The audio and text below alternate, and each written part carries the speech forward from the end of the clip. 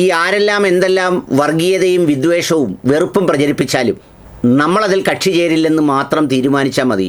നമുക്കതിൽ നിന്ന് അകന്നു നിൽക്കാൻ, നമുക്ക് സ്നേഹത്തോടെ ചേർന്ന് നിൽക്കാൻ, നമുക്ക് മനുഷ്യരെ ഉൾക്കൊള്ളാൻ, അവരുടെ വികാരങ്ങളെ ഉൾക്കൊള്ളാൻ. അതിന് അന്താരാഷ്ട്ര നയവും നിയമവും അല്ലെങ്കിൽ അവരുടെ നിർദ്ദേശവും ഒന്നും ആവശ്യമില്ല. അത് നമ്മളുടെ മാത്രം തീരുമാനമാണ്.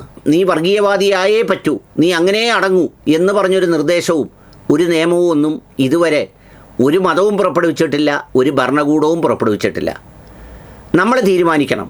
നമ്മൾ സാധാരണ പണ്ട് പറയുന്നൊരു ഉദാഹരണം ഉണ്ടല്ലോ, ഒരു കുതിരയെ 100 പേര് വിചാരിച്ചാലും ഭംഗിയായി കുളിപ്പിക്കാൻ കഴിയില്ല ആ കുതിര വിചാരിക്കാതെ എന്ന് പറയുന്നത് പോലെ നാം തന്നെ സ്വയം തീരുമാനമെടുക്കുമ്പോൾ മാത്രമാണ് നമ്മൾ ഈ പറഞ്ഞ മാനവികതയുടെ മണമുള്ള മനുഷ്യനാവുകയാണോ അതല്ല മതോന്മത്തതയുടെ മതവിദ്വേഷത്തിൻ്റെ അടയാളമായി മാറുകയാണോ എന്ന് തീരുമാനിക്കുന്നത്.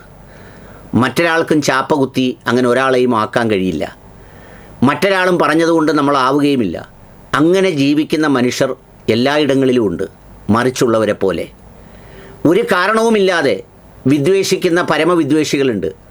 എല്ലാ സ്നേഹത്തോടെയും മനുഷ്യരോടൊപ്പം കഴിയുമ്പോഴും അതെല്ലാം മറന്ന് വിദ്വേഷവും വെറുപ്പും പ്രചരിപ്പിക്കുന്ന ഒരുപാട് ആളുകൾ. എന്നാൽ അതോടൊപ്പം തന്നെ മനുഷ്യരെ സ്നേഹിക്കുന്നവരുമുണ്ട്. കഴിഞ്ഞ ദിവസം ഞാൻ ഫേസ്ബുക്കിൽ ഒരു പോസ്റ്റ് കണ്ടിരുന്നു. ആ പോസ്റ്റ് വേറൊന്നുമല്ല, ഒരാൾ പറയുകയാണ്, ഞാൻ ഇലക്ഷനിൽ മുസ്ലിം വീടുകളിലൊന്നും പോയി വോട്ട് ചോദിച്ചില്ല. അത് വലിയ ഒരു മഹത്വം പോലെ ഒരു വാർത്തയായി ഫേസ്ബുക്കിൽ അദ്ദേഹം കുറിക്കുകയാണ്. കഴിഞ്ഞു പോയ കഥകളിലേക്കൊന്നും ഞാൻ കടക്കുന്നില്ല. കഴിഞ്ഞു പോയ കഥകളെല്ലാം എല്ലാവർക്കും അറിയാം. കൃത്യമായിട്ട് സീറ്റ് ചോദിക്കാത്ത എന്താണ് ഏതൊക്കെ നിങ്ങൾ ചർച്ച ചെയ്താണ്. അദ്ദേഹം കഴിഞ്ഞുപോയ കഥകളിലേക്കൊന്നും പുള്ളി പോകുന്നില്ല എന്നാണ് പറഞ്ഞത്. ആ കഴിഞ്ഞുപോയ കഥ, അതിൻ്റെ കമൻറ്റിൽ ഒരാൾ എഴുതിയത്, കഴിഞ്ഞുപോയ കഥ പറഞ്ഞാൽ ഐസക് ഭായി നാറും, വെറുതെ നാറ്റിക്കരുത്. എരുമപ്പെട്ടിക്കാരനായ താങ്കൾ ഒരു കഞ്ചാവ് കേസിനെ തുടർന്നാണ് ഇവിടെ നിന്ന് മുങ്ങിയത്. പിന്നീട് ഒരു പോലീസ് ഓഫീസറുടെ താറാവിനെ മോഷ്ടിച്ച കേസിൽ താങ്കൾ പ്രതിയായിരുന്നു. പിടികിട്ടാപ്പുള്ളിയായ താങ്കളെ വിലങ്ങ് വെച്ച് പോലീസ് നടത്തിച്ചത് ഇന്നും എനിക്ക് ഓർക്കാൻ കഴിയുന്നുണ്ട്. ദയവ് ചെയ്ത് കൂടുതൽ പറയിക്കരുത്. നമ്മളൊക്കെ ഭൂതകാലത്തിൻ്റെ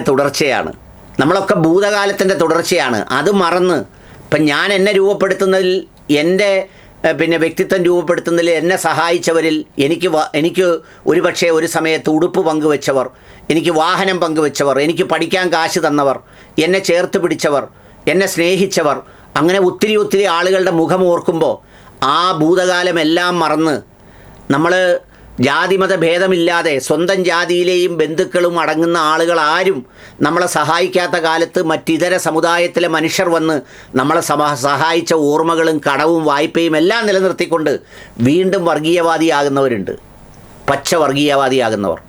അവിടെയാണ് ഈ പറഞ്ഞതുപോലെ ഞാൻ മുസ്ലിം വീട്ടിലൊന്നും വോട്ട് പിടിക്കാൻ പോയില്ല. മുസ്ലിം വീട്ടിലെന്നല്ല, ചിലർക്ക് നാട്ടിലെങ്ങും ഇറങ്ങി വോട്ട് പിടിക്കാൻ പറ്റില്ല. കാരണം ചില ഓർമ്മകളുമായി ചില മനുഷ്യർ അവിടെ ജീവിക്കുന്നുണ്ടാവും. ഞാനത് പറയാനല്ല വന്നത്. യു പിയിൽ നമ്മൾ കടുത്ത വർഗീയത എല്ലാ തരത്തിലും പിടിച്ചെടുക്കലും ഒക്കെ തുടരുന്നൊരു നാട്ടിൽ ഞാനൊരു ദൃശ്യം കാണാനിടയായി. ആ ദൃശ്യം വേറൊന്നുമല്ല, ദേ നിങ്ങൾ കണ്ടോളൂ.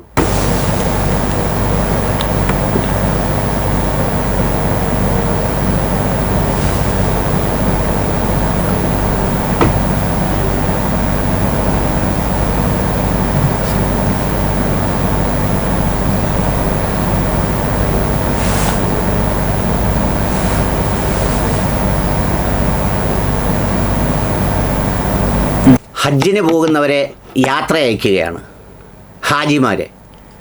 ആ യാത്രയാക്കുന്ന ചടങ്ങിൻ്റെ ദൃശ്യമാണ് കണ്ടത്. പോകുന്നത് ഹജ്ജിനാണ്. ആ ഹജ്ജിന് പോകുന്ന കർമ്മത്തിൻ്റെ, ആ വിശ്വാസത്തിൻ്റെ മൂല്യം അറിഞ്ഞുകൊണ്ട് തന്നെ ഇതര സഹോദര സമുദായത്തിൽപ്പെട്ടവർ യാത്രയാക്കുന്നു. എവിടെയാണ് നമുക്കൊരു നാട് മുഴുവൻ വർഗീയവൽക്കരിക്കപ്പെട്ടു എന്ന് പറയാനാവുക? അങ്ങനെ പറയാനാവില്ല. പക്ഷേ അതിൽ നിശബ്ദമായി പോകുന്നവരും അതിനെ അത്തരത്തിലേക്ക് വ്യാഖ്യാനിച്ച് മുതലെടുക്കാൻ ശ്രമിക്കുന്നവരുമായ ധാരാളം ആളുകളുടെ നടുവിൽ നമ്മളൊക്കെയും മനുഷ്യസ്നേഹത്തിൻ്റെ, ഉൾക്കൊള്ളലിൻ്റെ മാതൃകയായി മാറണം. ആ മാതൃക തേടുന്നിടത്താണ് യു പിയിൽ നിന്ന് ഇത്തരമൊരു മാതൃക കാണാനിടയായത്.